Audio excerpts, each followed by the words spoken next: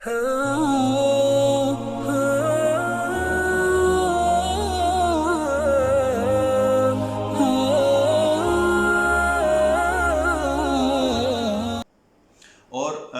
سارے کے سارے جو جوز تھے انہوں نے نبی کریم صلی اللہ علیہ وسلم سے یہ ریکویسٹ کی کہ ان کو یہاں سے ڈسپلیس نہ کیا جائے، ان کو یہیں پہ رہنے دیا جائے، وہ آئندہ کبھی بھی اس قسم کی کسی ایکٹیویٹی میں شامل نہیں ہوں گے جو مسلمانوں کے خلاف ہوگی، لیکن ان کے ساتھ ایک معاملہ یہ کیا جائے کہ یہ ساری کی ساری جو پروڈیوس اور اریگیشن اور یہ ساری جو فارمنگ ہے یہ ان کے پاس رکھی جائے۔ تو نبی کریم صلی اللہ علیہ وسلم نے ڈیسائیڈ یہ کیا کہ دا لینڈ بلانگس ٹو اس، جو فارمز ہیں وہ بلانگس ٹو اس، جب تک ہم چاہیں گے یہ تم لوگ اس کے اوپر فارمنگ کرو گے اور تم لوگ رہو گے یہاں پہ، جب ہم چاہیں گے ہم تم لوگوں کو یہاں سے ایکسپیل کر دیں گے۔ ہاں البتہ یہ ہے کہ چونکہ محنت تم لوگ کرو گے، فارمنگ تم لوگ کرو گے، تو ہاف پروڈکشن جو ہے وہ تم لوگوں کو ملا کرے گی اور ہاف جو ہے وہ ہم لوگ لیا کریں گے۔ تو ان چیزوں کے اوپر ایگری کر کے تو نبی کریم صلی اللہ علیہ وسلم نے ان لوگوں کو وہیں پہ رہنے دیا۔ لیکن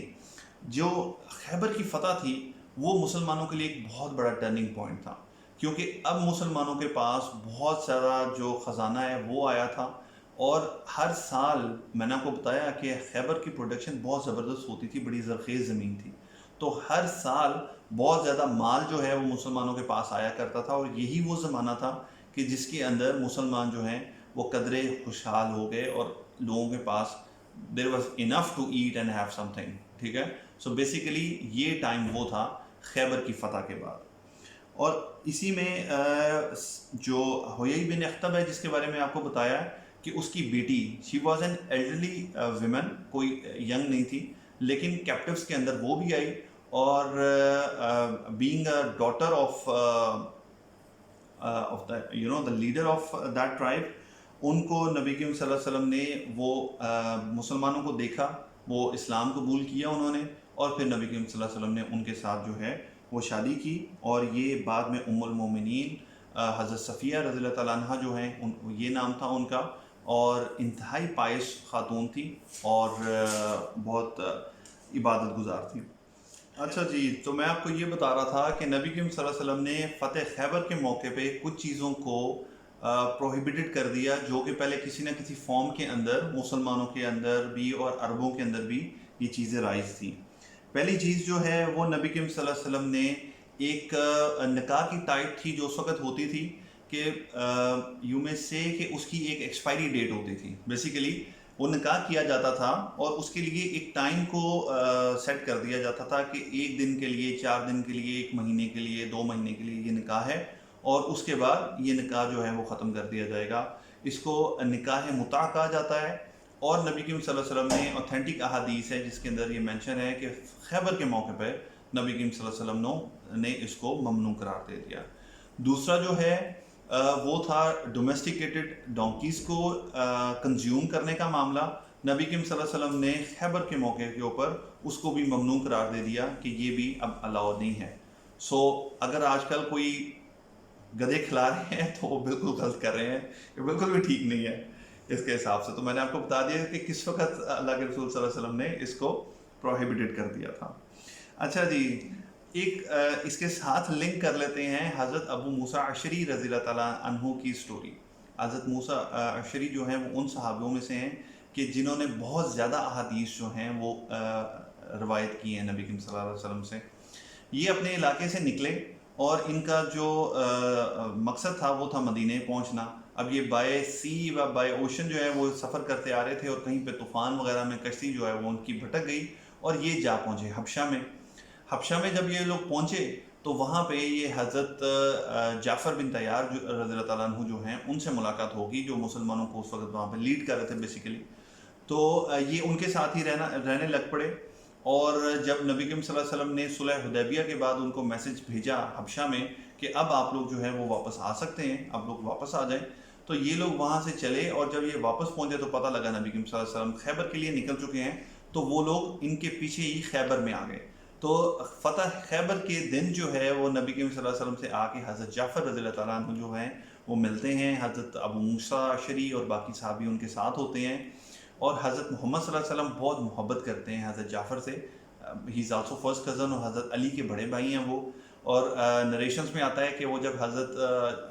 جعفر پہنچتے ہیں تو نبی کریم صلی اللہ علیہ وسلم ان کے ماتھے کو چومتے ہیں، ان کو ویلکم کرتے ہیں، اور کچھ نریشنز میں ایسے آتا ہے کہ نبی کریم صلی اللہ علیہ وسلم کہتے ہیں مجھے نہیں پتا کہ مجھے زیادہ خوشی کس بات کی ہے، جعفر کے آنے کی یا خیبر کے فتح ہونے کی، تو اتنی بڑی خوشی تھی ان کے لیے۔ اور نبی کریم صلی اللہ علیہ وسلم نے حبشہ سے آنے والے وہ جو مسلمان تھے ایون ان کو بھی حصہ دار بنایا، جو مال غنیمت جب ڈسٹریبیوٹ کیا گیا تو ان کا بھی حصہ اس کے اندر رکھا گیا۔ اس کے بعد نبی کریم صلی اللہ علیہ وسلم نے نہ صرف خیبر بلکہ پاس کے جو چھوٹے چھوٹے قبائل تھے ان کے ساتھ بات کی، کچھ قبیلوں نے لڑائی کے بغیر جو ہے وہ مسلمانوں کی اطاعت جو ہے وہ قبول کر لی، کئی جگہوں پہ ہے وہ چھوٹی موٹی لڑائیاں ہوئیں، جس کے بعد وہ پورا کا پورا ایریا بیسیکلی کلیئر کر لیا گیا، اور اسی میں سے ایک جگہ تھی فدق۔ فدق کے نام کی ایک جگہ تھی جو کہ بغیر کسی لڑائی کے اور بغیر کسی چیز کے مسلمانوں کو مل گئی، اور آپ کو میں نے پہلے بھی بتایا تھا کہ جو فئی ہوتی ہے جو کہ بغیر لڑائی کے اور بغیر کسی چیز کے مسلمانوں کے ہاتھ آ جاتی ہے، وہ اللہ کی اور اللہ کے رسول صلی اللہ علیہ وسلم کی ملکیت ہوتی ہے، اور بعد میں چل کے یہ فدق جو ہے اس کا معاملہ بھی بڑا ایک مشہور ہوا، اور اس کے بھی ایک پورا بیک گراؤنڈ تھا۔ تو جناب ادھر سے فارغ ہونے کے بعد حضرت محمد صلی اللہ علیہ وسلم جو ہیں وہ پریپیئر کرتے ہیں لوگوں کو اس عمرے کے لیے جو کہ پوسٹ پون کر دیا گیا تھا 1 سال کے لیے۔ سو اب almost it was around 1 year, اور نبی کریم صلی اللہ علیہ وسلم نے اناؤنس کیا، سب لوگوں نے تیاری شروع کی اور وہ عمرہ کے لیے نکلے، اور اس کو عمرۃ القضاء بھی کہا جاتا ہے، کیونکہ بیسیکلی وہ لوگ گئے تھے عمرہ کرنے کے لیے لیکن عمرہ نہیں کر پائے، تو اس کی قضاء تھی ایک طرح سے، اس لیے اس کو عمرۃ القضاء کہا جاتا ہے۔ جب یہ یہاں سے نکلے تو نبی کریم صلی اللہ علیہ وسلم نے کہا کہ you have to be armed, arms اپنے لو، اپنے سب کے ساتھ جو ہے وہ ہتھیار لے کے تو پھر چلو۔ صحابہ نے بولا کہ ہم نے تو کانٹریکٹ میں لکھا ہے کہ ہم لوگ ان آرمڈ آئیں گے وہاں پہ، لیکن نبی کریم صلی اللہ علیہ وسلم نے کہا کہ یہ تم لوگ جیسے میں انسٹرکٹ کر رہا ہوں ویسے کر کے نکلو۔ اور جس وقت ذی الحلیفہ کے پاس پہنچے نبی کریم صلی اللہ علیہ وسلم تو ان کو پتہ چلا کہ وہاں سے قریش کی طرف سے ایک آرمی فل فلیج پریپیئر ہو کے مسلمانوں کو تھریٹ کرنے کے لیے جیسے بھی وہ آ رہی تھی۔ جب ان کو پتہ لگا اور انہوں نے دیکھا کہ مسلمان فلی آرمڈ ہیں تو وہ لوگ وہیں سے واپس چلے گئے، اور جا کے انہوں نے قریش کو لیڈرز کو بتایا، کیونکہ ان کا شرارت کا پلان تھا کہ ہم لوگ بھیج دیں گے کسی کو اور ہم کہیں گے ہمیں پتہ نہیں تھا، یہ تو اپنی طور پہ جا کے لڑ پڑے اور یہ وہ جو بھی ہے، تو جو لاس ہوتا وہ تو ہو چکا ہوتا آلریڈی، جس کی وجہ سے جو ہے وہ قریش کے لیڈر گھبرا گئے اور انہوں نے اپنے آدمیوں کو بھیجا نبی کریم صلی اللہ علیہ وسلم کے پاس کہ ہم نے تو آپ کو کبھی اپنا ایگریمنٹ کو توڑتے ہوئے نہیں پایا، تو آپ کس طرح سے لوگوں کو عام جو ہیں وہ ساتھ لے کے آ رہے ہیں۔ تو نبی کریم صلی اللہ علیہ وسلم نے کہا کہ ہم اپنی حفاظت کے لیے لوگوں کو لے کے آ رہے ہیں، ہم اپنے ہتھیاروں کو حرم میں لے کے داخل نہیں ہوئیں گے۔ تو یہ اللہ سبحانہ تعالیٰ کی ایک مشیت تھی، نبی کریم صلی اللہ علیہ وسلم کی انٹیلیجنس تھی کہ انہوں نے یہ سوچا، اور شاید اگر وہ اس طرح سے نہ کرتے تو ضرور وہاں پہ کوئی نہ کوئی نقصان ہوتا اور کوئی اور صورتحال پیدا ہوتی۔ بہرکیف نبی کریم صلی اللہ علیہ وسلم نے سارے کے سارے ہتھیار جو ہیں وہ باہر ہی رکھے حرم سے، اور وہاں پہ لوگوں کو اس کی حفاظت کے لیے ٹھہرا دیا، خود جو مسلمان ہیں باقی وہ عمرہ کے لیے مکہ میں انٹر ہوئے، اور جو قریش اور موسٹلی قریش کی لیڈرشپ تھی وہ سارے مکہ سے باہر نکل گئے، کچھ چند لوگ جو ہیں وہ وہاں پہ رہے لیکن موسٹلی جو ہیں وہ مکہ سے نکل گئے۔